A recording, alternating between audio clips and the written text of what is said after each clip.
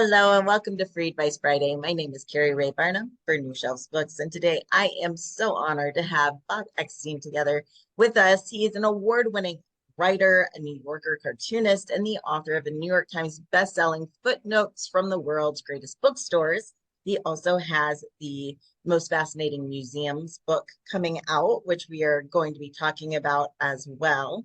And he is also, little known fact, a world's leading snowman expert. So Bob is just one of those people who's been in the industry for a long time, who is fun and has a wealth of knowledge. And we're so glad that you're here to share that with us today, Bob. Thanks. It's gonna be fun. Yeah, fun, a little scary, but mostly fun. Publishing is scary. As it is.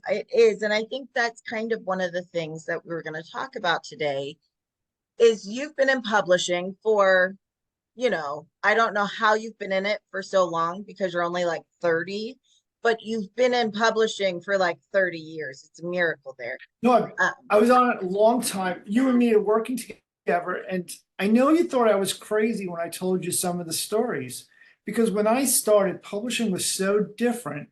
Like, for instance, we were talking about doing radio and podcasts. Of course, there was no podcast, and radio back then, the interviews could be like 5 or 10 minutes. You would do like little segments.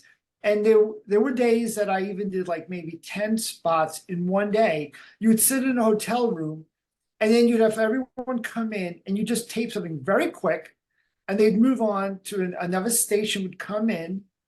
And a lot of times this was in stations I never heard of, like in England or in Europe. And they would use me as just filler. Like if there was a snow day, they would want to do something about a snowman thing. They would bring me in and I would do this.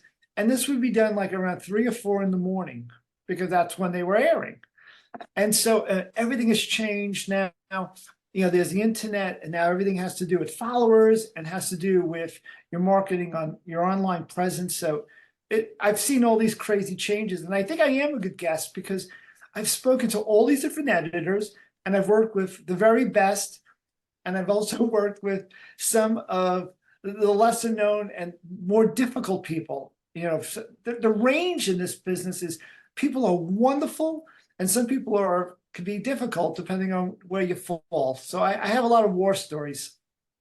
I think most of us do. And I think one of the things that when we talk about publishing, everyone has kind of some horror stories or war stories, as you call them. And that's pretty normal in any business. It doesn't matter if it's publishing, if it's in medicine, if it's in anything. But overall, I think that people in publishing are wonderful people. Yeah. But I mean, I think you'd probably agree that most people, even people that you don't agree with things that have gone wrong, they're not bad people. Um, No, they're great. And they love books and they love stories. And the thing exactly. is you're not in this business necessarily to become rich. Although there were some people, I worked with some publishers whose main objective was the money. And in those cases, those people would be a lot different to deal with than the people I'm dealing with now who love books. They want to make sure the book comes out great. And like I said, it was so long ago when I started. I joked that when I was in school, there was no history class, it was current events. So much has changed in this business, and you can change from year to year now. And you've known that, like, there's so many different trends and different genres now coming up that didn't exist only like 2 or 3 years ago. Yeah. Well, and I would say with the internet and AI and so many things going on, things are changing more quickly than before.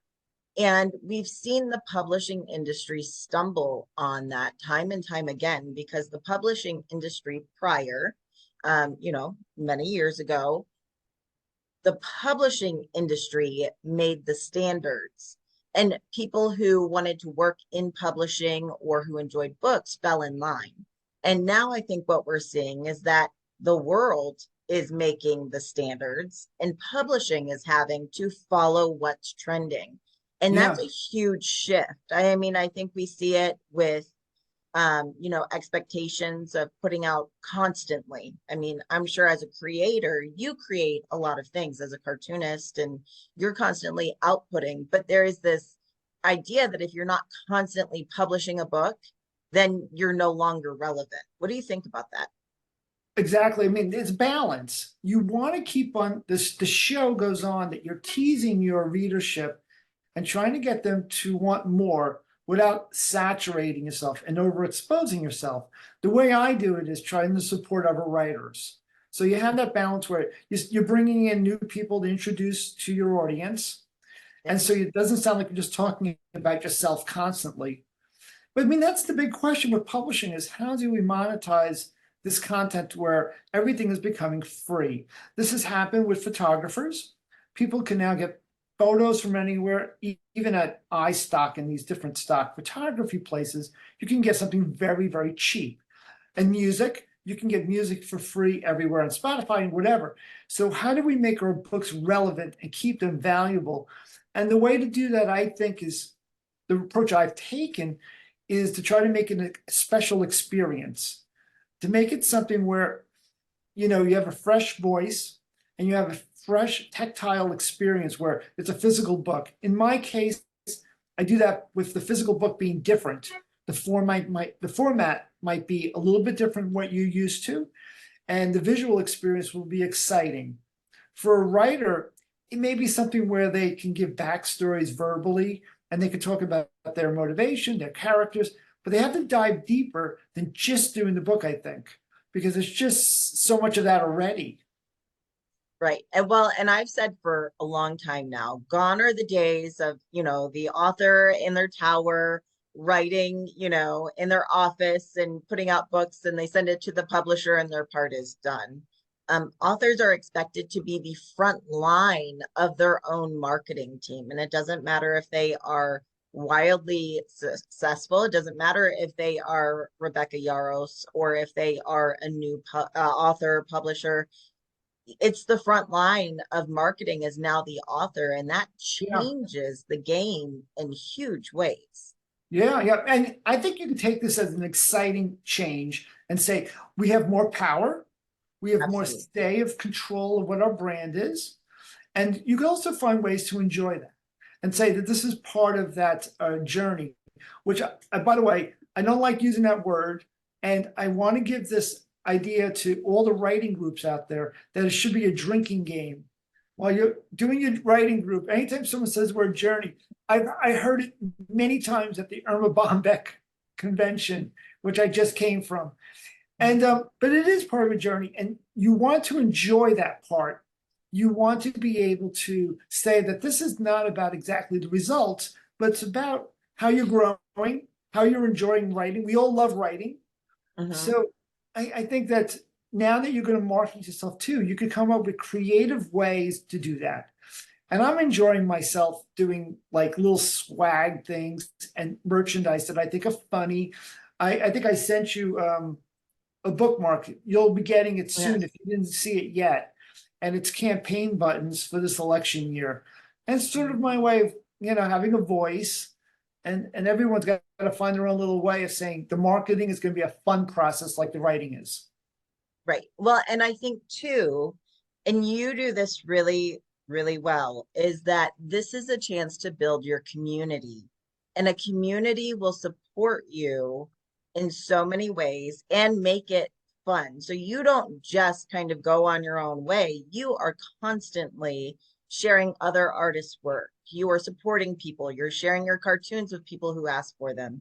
And that is one of the things I want to know. I don't think that it is new, but is that something that you started more as things went online, or has that always been kind of how you operate as far as building and supporting community with your art? In the beginning, it was organic. You did it naturally. You wanted to be around people who, with like minds, that had a sense of humor, that had your similar interests. But now, because the publisher is working with me on my books, and like for instance, I'm working on 3 different books, and they have like 3 different sets of needs. So the situation's slightly different with each one. For instance, like one is a book about writers and cats. So there's a cat community in which I'm going to tap into. So now all of a sudden it's more premeditated. Same objectives, but but you're still trying to grow that circle of people who you feel are in your corner. So I think though it might be easier for me because I have some obvious choices to make regarding the themes of my book. Mhm. For instance, I'm doing museums. So what did I think about? I'll try to reach the museums, of course, but also people who travel. And there's all these travel groups. But now there's a lot of people out there who say, well, I'm writing fiction, but how do I tap into a specific platform? What's my audience? And I totally sympathize with that challenge of knowing exactly now who are your people. But it's a question that can be answered. It just takes a little bit more work to feel like how you know where to build. And that might come from first finding out who else is out there in your area that's doing the same type of work and who are they speaking to, and try to join in on that club, that interest, and try to find how your books are different in some way. Because I think at first it might not be obvious how your book is different from the rest of the crowd, but everyone does have a sort of like avenue they're going on, and you're staying in your lane and you're trying to find out exactly what that is. I mean, even like if it's a murder mystery, you might be talking about things that are taken for granted by you, but it's actually quite specific. And then you could explore those people. Right. And I think that's exactly it, is that you find your reader and it takes some time, but once you find them, you start to develop a community. And the authors who are doing the best, in my opinion, as far as not just getting lucky, not just, man, I happened to go viral or, lightning struck and I got a New York Times bestseller. The authors who are really building a career are the ones who are building a community. And I'm seeing that time and time again. The authors who are able to release one book and another and have a following and have people who are excited for that, who cheer them on, who are pre-ordering, it's because of that community. And so building that, I think, is important, not only for your fans, but also building your industry community. Those are the people Oh, you go to exactly. for questions. Those are the people that you say, hey, I know so and so. Do you think that we could get an introduction?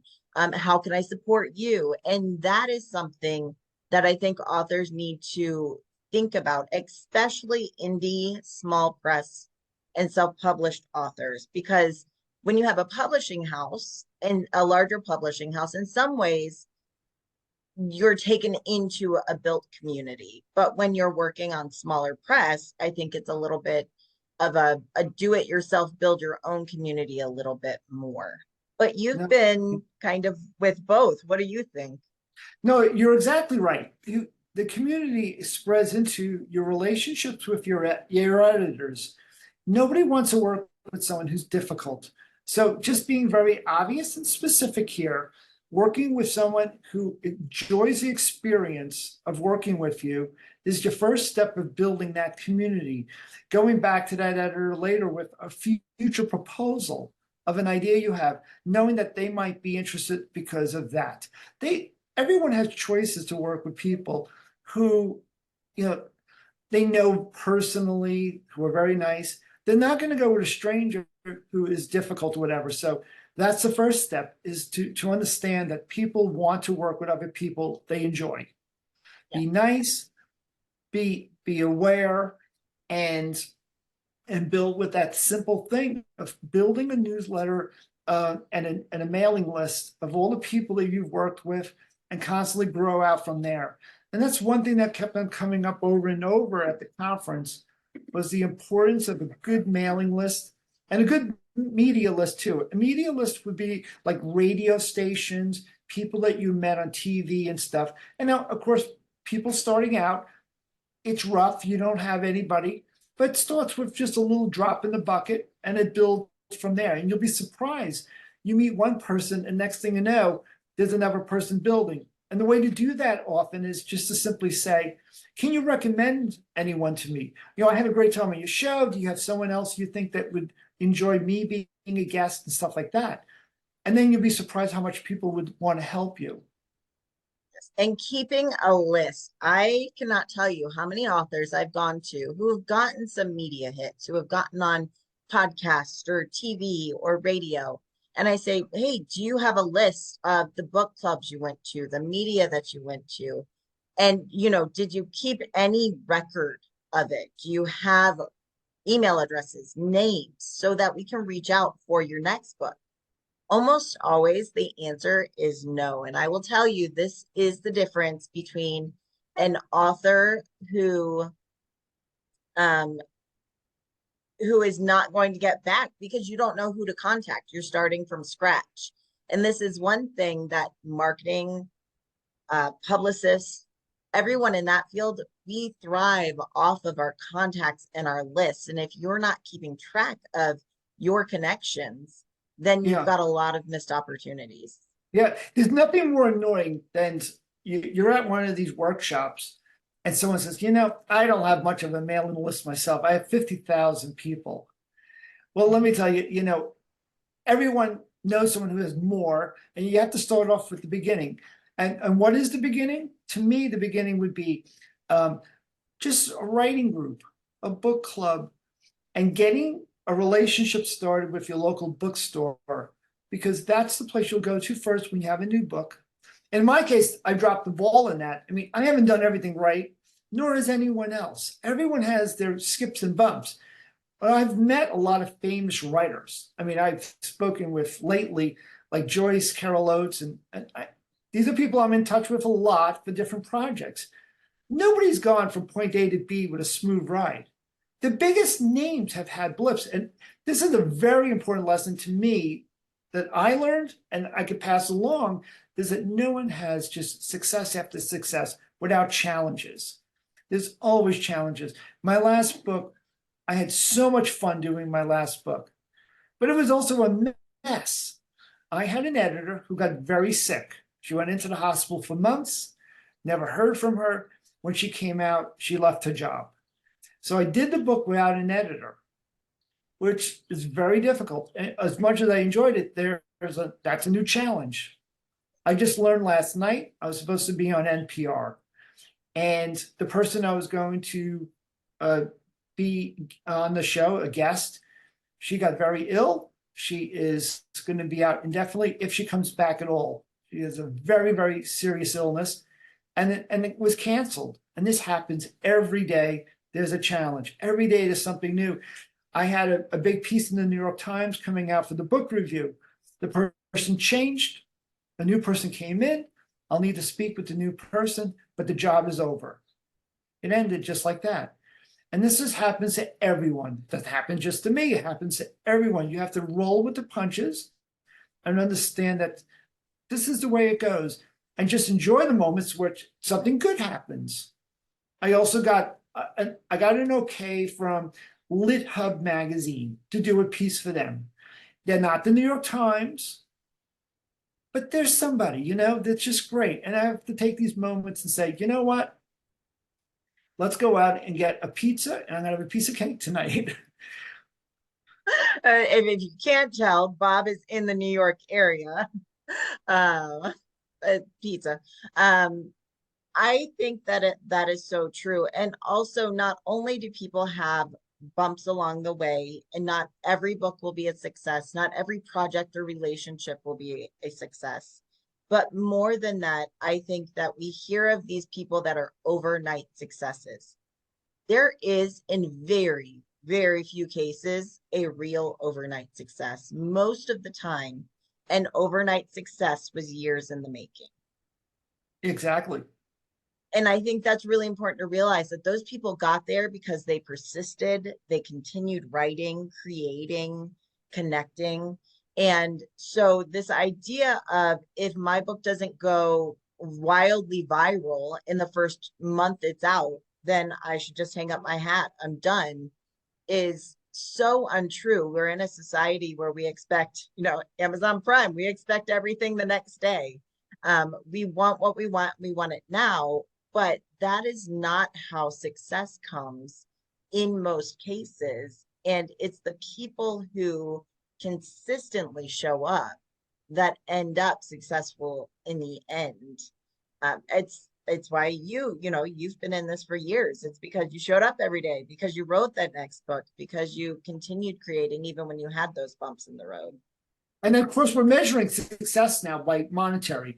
Success could come in other forms. And I think that's also important to understand is that the satisfaction of finishing a book, you should congratulate yourself. I mean, just for finishing a book and reaching people and changing people's lives. I get a lot of mail from people who want to speak to me about different things. And I feel very honored that people do reach out to me and thank me for a book and stuff.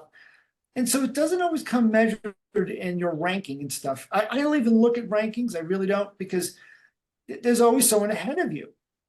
You know, it was Gary Shanley, the comedian, who used to say, just stay in your lane, because you'll drive yourself crazy if you see how, I mean, there's a sore spot. I mean, easier said than done. I Of mean, course. it's easier said than done. I mean, for instance, I have friends who tell me immediately, as soon as they get an enormous book advance, and and I'm happy for them, but I'm also trying to pay my bills. I'm here. I have my own money situations. We have challenges. We have new challenges in this day and age. We're all taking care. A lot of us are taking care of our parents, and is putting a real strain on everything. COVID was a huge hit. I lost a ton of money during COVID from books that didn't work out. I had a book tour that fell apart, and I would be at that time I was getting paid for appearances. So I lost a tremendous amount of money from canceled events. And now I'm doing events a lot of times for free. It's a mix. And I feel like I'm not going to be picky here. I'm going to try to say yes to things. I'm doing some at the library. Some are going to pay me, some are not. Yeah. And you're doing a good thing sometimes. You're working at a library. Sometimes it's a fundraiser. I've done fundraisers, and sometimes it's just good karma. And it's not because I'm going to make more book sales. It's because you're just doing a good thing. Right. Or you're marketing yourself or building your connections. And I really like that you've said this, that we're measuring success in money. And oftentimes in this industry, if you are in it just for the money, you're going to be very disappointed because very few authors just get rich off of their books. I'm not saying it cannot happen, but very Right. few authors get rich off their books. They are Yeah. building, it's multiple books. They're building a business. They sell or happen to get film options or things like that. They are doing speaking events. But beyond that, I think that one of the things that we get paid in is building community, is having those connections. It is doing something good. And I think that is one of the things I often ask authors, like, what is your goal with this book beyond a billion sales? We all want that. But what is your goal? Is this building your business? Is it something that, it's your passion and you just want to share it? What's your goal beyond money? Because money and making sales is important, but it's unpredictable. But Yeah. those secondary goals, if you really go in with that heart and that mind attitude, you are much more likely to come out successful in those ways. No, exactly. And, it's never been easier to publish a book, but it's never been more difficult to make it a living. Um, you know what? I want to mention a couple of specifics that you covered that I jotted down just quickly that I think, and I know there's questions coming in. So this will give you time to look at the questions while I address some of the things you said. And one Yeah. of the things is that I've published about a dozen books, and I've worked on about 50 in which I was collaborating with someone that was the editor or I was the art director. And if anyone has any questions about covers or art direction, I was an art director for a publishing house for a year or two when I was wiped out when my in-laws went into a nursing home. We had to pay for things, and it was a fortune. And I found myself all of a sudden losing all the money I'd made with books. Now, the money I made with books, it's a nice lesson to understand for people going in and sort of understanding expectations. And that is about 9 out of 10 books do not make a profit. But the one book that does make a profit makes up for all the losses.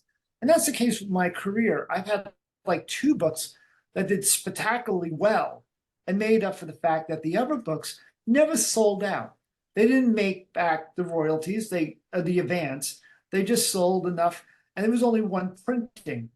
But there was like 2 or 3 books that went into multiple printings and made up for those losses. And that's actually typical.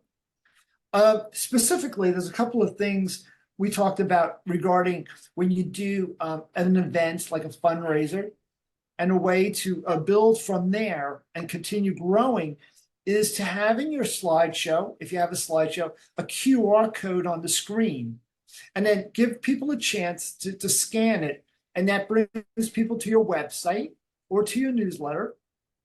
Or in some cases, you just need to leave a giveaway, like a bookmark or a business card that gives the information that directs people directly to your website. And you always want to do like a call of action to explain what that is for. You tell them that, please sign up for my newsletter. I'll do it here. I have a newsletter, and I know there's a question about Substack, which we can get to in a moment. But I'm going to put up a link that if you want to sign up, and I'm growing my audience right there. And in this case, if anybody does sign up, you just do it for free. I'll know you signed up today, and I'll upgrade you to paid. And by doing that, you feel like, oh, I'm doing something, giving you something free, but also it helps me because it encourages you to join in a subscription. And that's not always easy because we all have about 200 newsletters coming into our inbox. And if you're like me, it's become too much. There's just too many. And one other thing I wanted to mention, you made me think of when you said about we're not sure about making money. You made me visualize this thing. I think in visuals all the time. You made me think of The African Queen, the movie in which the ship is in the weeds, and they don't know when they're going to reach the open ocean. And I think that's a metaphor for publishing too. You don't know when you're going to get that break, but you want to be ready for it, and you try to create as many opportunities as could be. There's these contests that exist for writing contests. Well, the chances of me getting picked a winner for one of these contests is 0% if I don't enter. Right. So you don't know. You try, and you have to go in with that attitude. And I think that's it's good for people to hear that someone like myself who has been published went through all these hard knocks themselves. It's the same thing for everyone. Yeah. And I love what you kind of said is to kind of replace that expectation with opportunities, with and you have to give yourself those opportunities. Because as you said, these people will say, well, I have no mailing list or I have no audience. And then you'll ask them, okay, do you have a newsletter? Are you doing a giveaway? And then they go, oh no, I don't have any fans. Why would I do that? And it's kind of like, well, what came first, the chicken or the egg? And so to that point, and we've been saying it here on Trade Advice Friday for years now, that your mailing list is the audience you own. And it's Yeah. really important to build that. I mean, just as much, if not more, in my opinion, than social media in many ways. I know you personally use Substack. How has that worked out for you? Because I'm not a Substack user. So how have you liked the process of using Substack? I enjoy it. And that's the first question to ask if you should do a Substack. Do you think you'll enjoy it? And if you enjoy it, people are going to see that. They're going to feel that you enjoy doing this, and you start slowly gravitating people toward your Substack. I started at MailChimp and I enjoyed it, but then I reached a ceiling in which I was paying them too much because I reached a threshold of 1,000 subscribers. And this was about 2 years ago. So I switched over to Substack after I took some classes. I go to more workshops than anyone here. The reason for that is because I go to the conferences, but I'm given the tapes of all the sessions that I missed because they're done at the same time. So unlike everyone else who pays for the attendance, I actually see every single session because I'm asked to report on it and draw them. So I have endless amounts of sessions, and the people who I draw send me their sessions from other places because they want me to see them.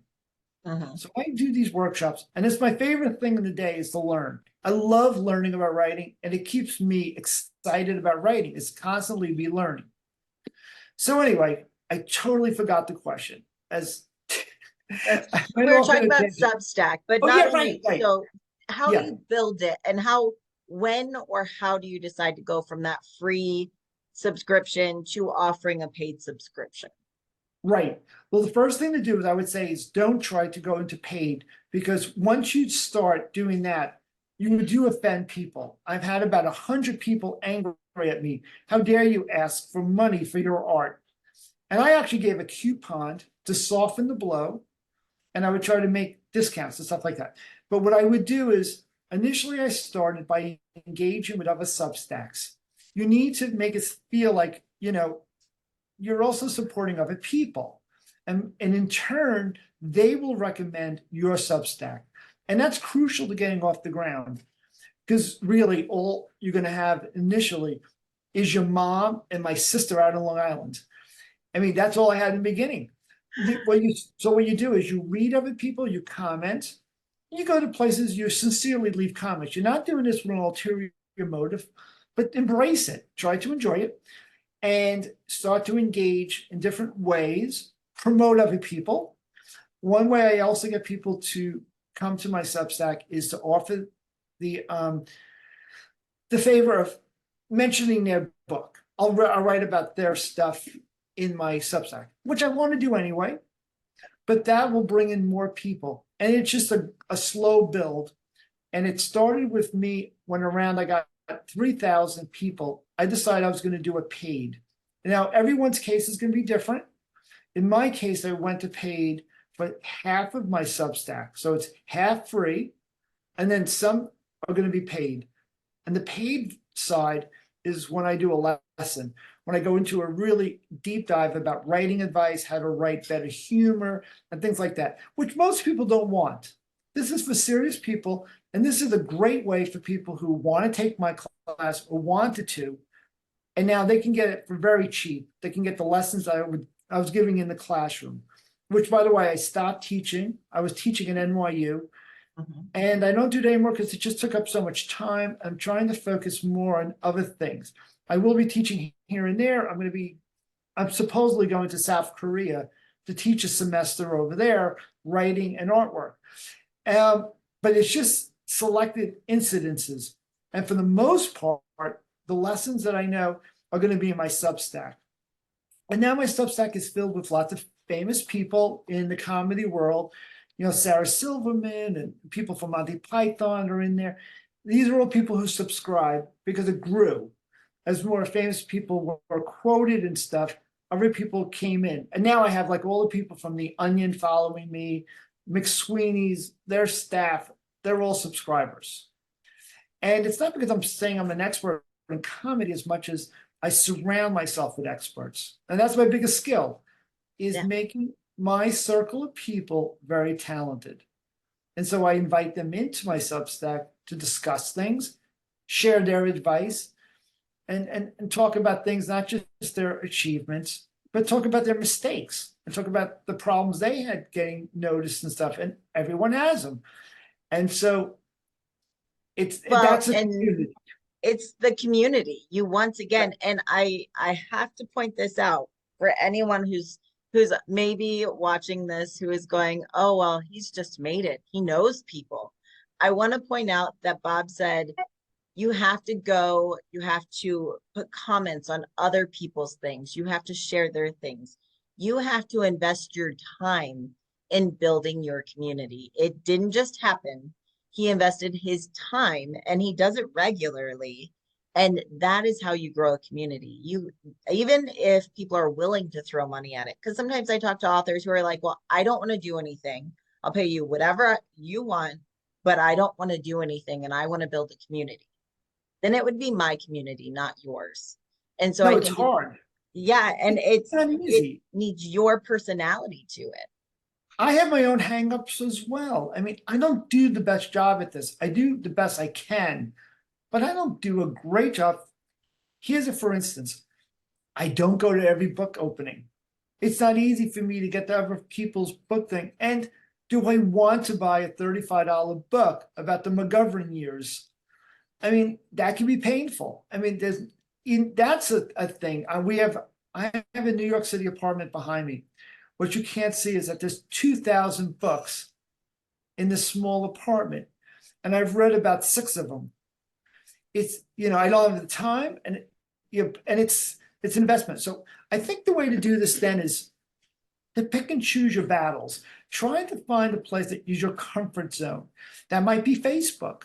It might be your writing group and doing things for your community in the library.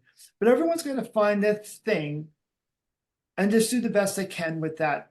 Because, again, stay in your lane. Don't expect yourself to be able to do everything perfect. None of us could do it. And yeah, my head is filled with all these thoughts at once because there's so No, much to talk about it. It's a complicated thing. it is a complicated thing. Now, we did have a question come in about Substack on how often, whether it be Substack, well, let's go specific with Substack. How often do you Yeah. think people need to post or release something on Substack to build and be successful? It's case by case. It really is. You have to do something that you're going to enjoy doing it. Do not do it weekly if it's going to drive you crazy. Now, there's someone I know 2 people who taught me Substack. I took their classes. I met with them afterwards. And I'm going to specifics here of different creative ways to build your networking. I told them that I would love to thank them for this class. I had such a great time, and I did. It was so great. I was James Breakwell, and another class was Jane Friedman. James Breakwell has one of the biggest Substacks, and he kind of is close to making a living from it. He has a million followers online. The other person is a letter from an American, Heather Richardson. Haven't heard of that one. She has the biggest Substack in the world. Wow. Wow. I just met her by accident because I was just being friendly. I was at a writing conference and we shared an Uber. Found out what she did and we kept in touch. That person has actually since ghosted me. There's an example of my networking where I was friendly. I offered her some work for her newsletter. Didn't pan out. But someone like Jane Friedman said, oh, you know what? That idea is interesting, that you provide a cartoon for my Substack. In her case, I think maybe she does MailChimp. I'm not positive. Yes, she doesn't do Substack. Well, because for her business model, it doesn't work. And I think that's important is not only do you enjoy Substack, but Substack does not work for everyone's business model. So I Right. think that's, think of that as well. And to your point, it's true. Not everything will work out. Not every connection will work out, but it's like sending kids off to school. If you don't say hi, you'll never know if you could make friends. And it's that Exactly. same idea, I think. Um, So she took my offer of doing a cartoon each issue. And from that, she has brought my way maybe 500 new subscribers. And I just put the link to my website. If you go to my website, here's a specific way of building your thing. If you go to my website, after about 20 seconds, a pop-up window pops up that allows people to sign in and to join my mailing list. From there, you can join the Bob. And from there, I would see your email and give you a paid subscription. I could upgrade it. And so that's another way to making sure that everyone is going to build. If you're going to speak somewhere, you're going to do a book event.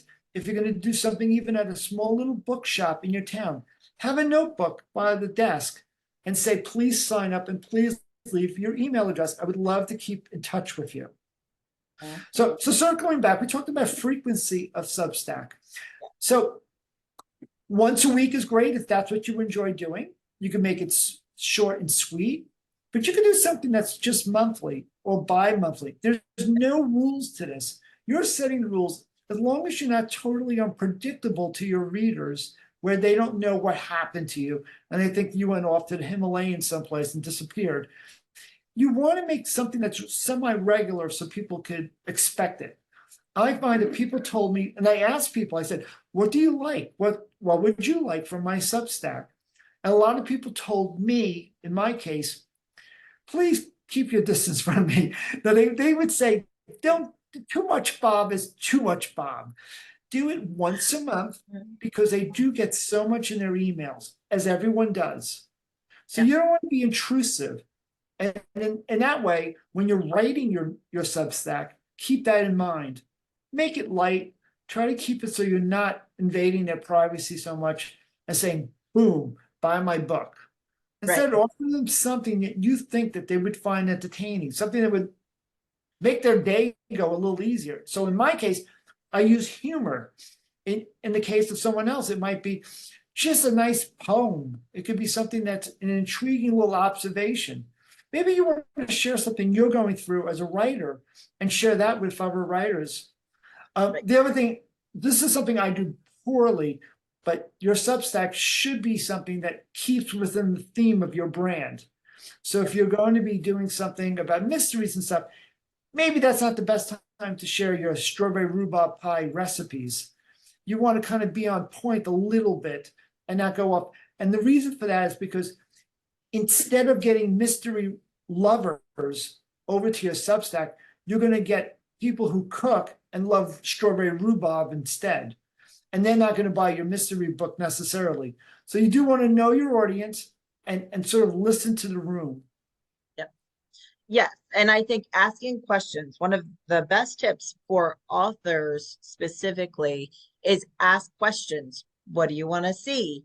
What do you think of this new character? I'm working on this. What's your feedback? People love to give their own feedback.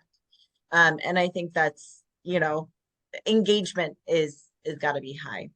I do want to ask you, we've talked kind of about the community building and the aspects of how to have that longevity. Is it, effort, defining success other than money sometimes, but you have been published for a long time. Do you think it's harder to get a book deal now than it was 10 years ago?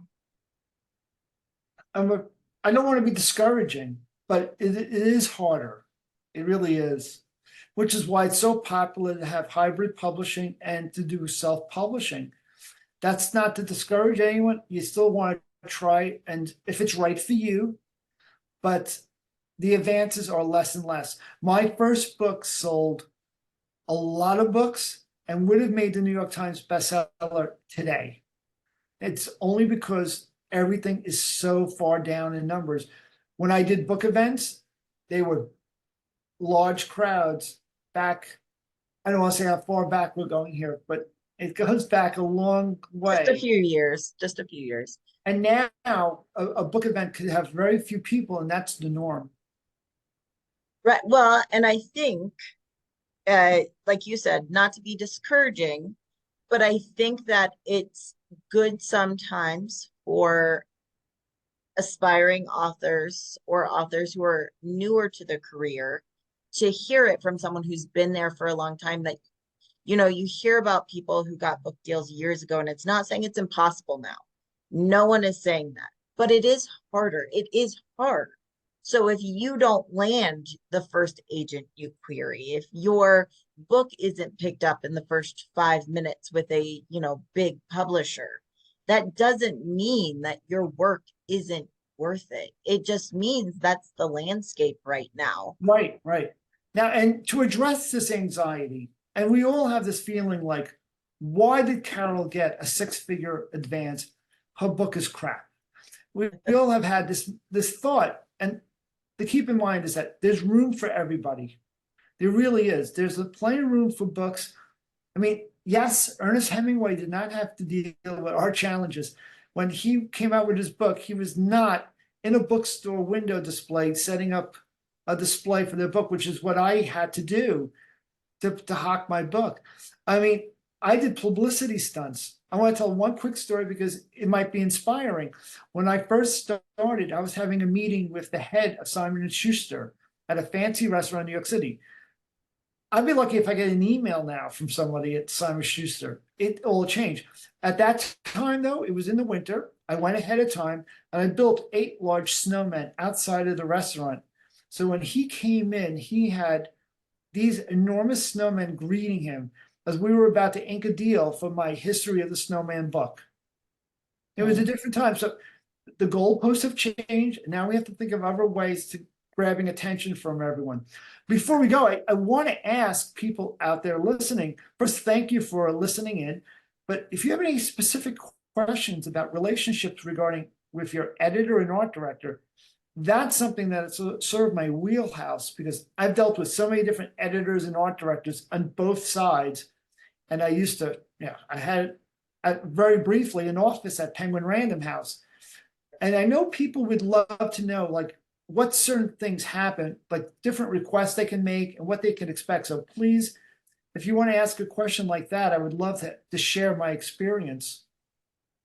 Yeah, well, and I think that's actually a great question is for people who are now we have a lot of indie authors and self-published authors, but we also have quite a few aspiring authors or with agents, publishers, editors getting their first book deal or their fifth book deal. Can you ask for things that are not just offered to you from your editor, from your agent? Like, if I want to, let's say I am really trying to get a book event, can I ask my agent for help? Yes, that's where the agent comes in. That awkward thing, that question that you feel like I really would want, blah, blah, blah. And I'm afraid to. And I've had those feelings myself. And sometimes I have my agent involved, but I've been in the business long enough to say it in a nice way. You could kind of ask for anything and say, just very transparently say, I think would help. And there's a few little tricks I want to share quickly. One is you don't say, could you help my book? You say, can you help with our book? Mhm. Everything is a team. The publicist, the marketer, and the editor, we're all working together for the same cause, to get the book exposure. And you always preface everything with, I'm just trying to help. I want to know from you what ways I can help. And I have this idea of doing something where I thought maybe if you had the contact for getting me into, let's say, Atlas Obscura or getting me into shelf awareness, do you have a contact there? Can you tell me how to proceed?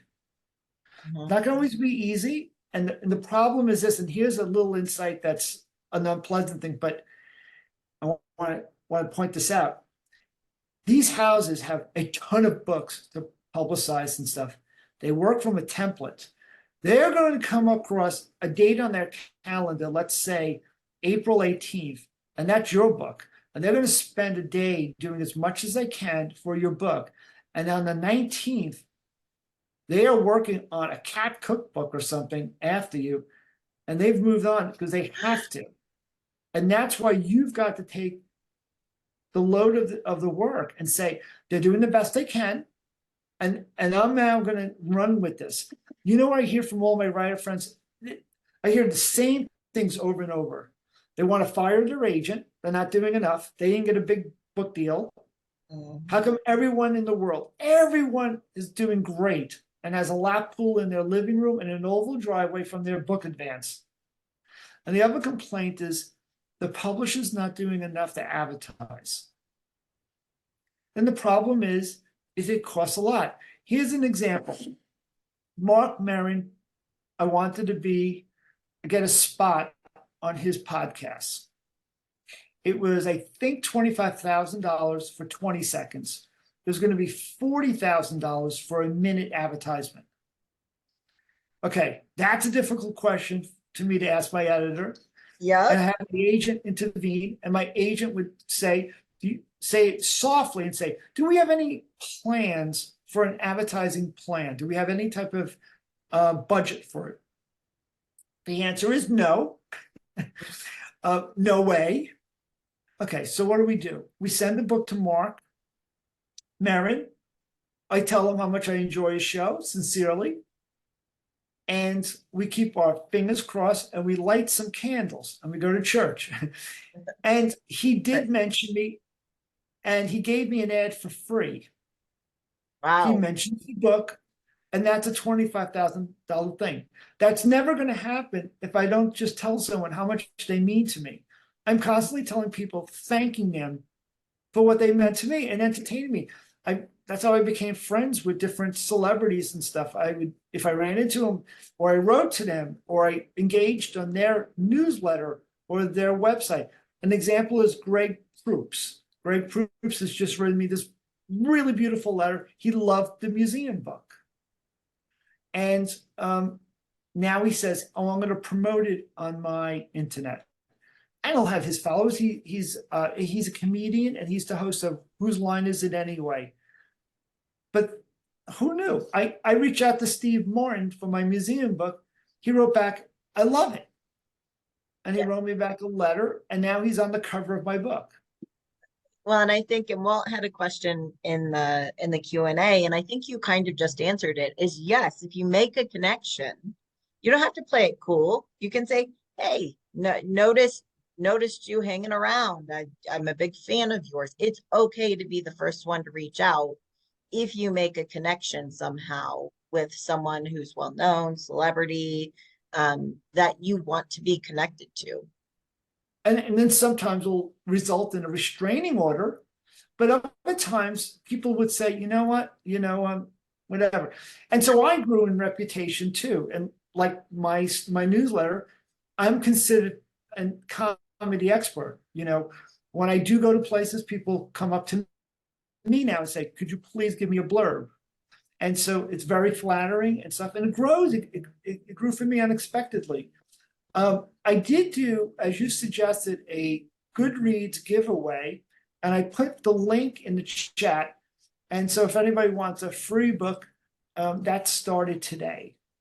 Awesome. And for anyone watching the replays, we will put the link in the actual description on YouTube, and you can always just go to Goodreads, go to the giveaways page, and it will be there.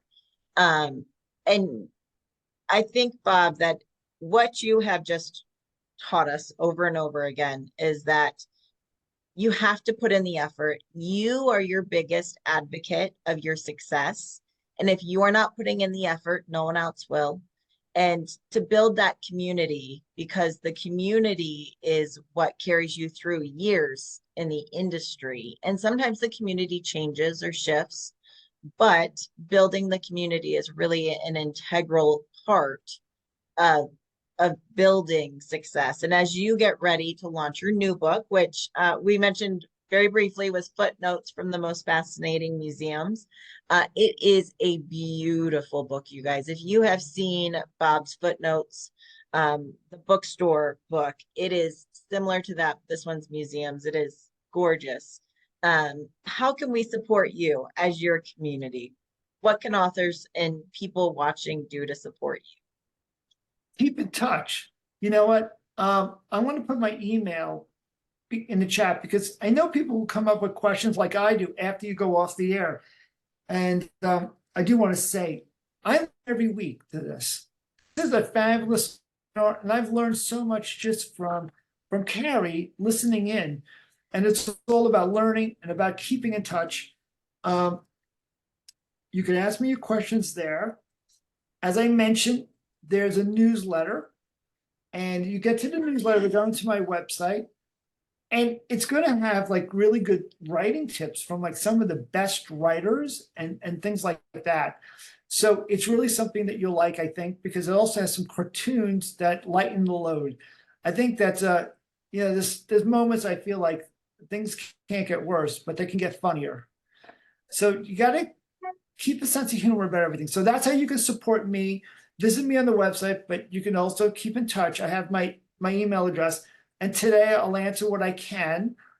And really, if you have a book coming out, maybe it'll show up on my newsletter and I could promote it as well. Because that's what we all need.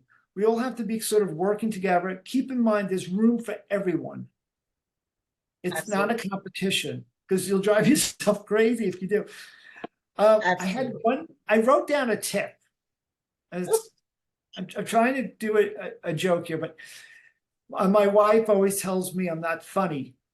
And then that's another question people always say is, like, what do you do for advice, for feedback? Who do you go to? So I want to give this a bit of advice. Wherever you want to go to a spouse or something, do not send your work to my wife.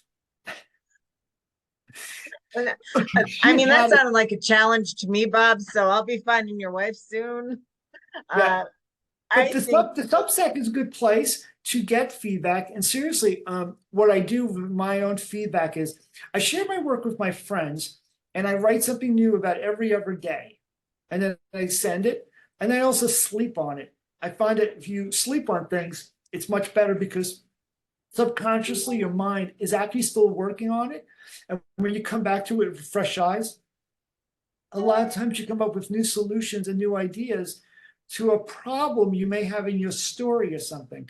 And to me, that's the big, biggest advice I ever got. That was from John Cleese, who teaches how to let your subconscious do some of your writing and let work marinate and let time sit. Because a lot of times people just send it out. And if we all learned, all of us have learned, don't just send anything out and push that send button on an email that you didn't realize that you have your boss's email address in the CC section. when you're complaining about them, absolutely. I think Exactly. that idea of sit on it. And as we go, we want to respect Bob's time. I just want to remind all of you ways that you can support authors for free. And I would love to see you guys do this for Bob. You can follow them on social media. You can join their newsletter list. You can review a book for them. You can share their post. If you see an author in your community or not in your community who's doing a Goodreads giveaway or something, share it. These are free ways that you can support each other, that you can build that community. As Bob said, we don't Yeah. all want that $35 book, nor can we always go and do that. But we can do the free things to support each other. And the more that we do that, the more we all are successful. And I think Bob is just such a beautiful example of that. So thank you, Bob, for being here, for sharing your advice, and just being part of my community because I know I sure appreciate it. I love your newsletter. You make me laugh, and it's just always such a pleasure when we get to connect. Yeah, no, thank you so much. And to everyone else, thank you in advance for any support. And I will support you. I know that David Gates is here. I joined his newsletter. Patty Hoffman, I've tried to help her when I can. So it goes two ways. But now I'm going to go back next week to again being just a heckler, Keri, and giving you a And I difficult love time. it. Yes, absolutely. Well, thank you so much, Bob. For everyone else, we'll be back next Friday. That'll be a regular session where you just get plain old me. It won't be quite as exciting, but we'll still be answering your questions and you can heckle me with Bob in the comments. So we'll see you then next Friday at 10 a.m. Eastern. Thanks so much. Bye.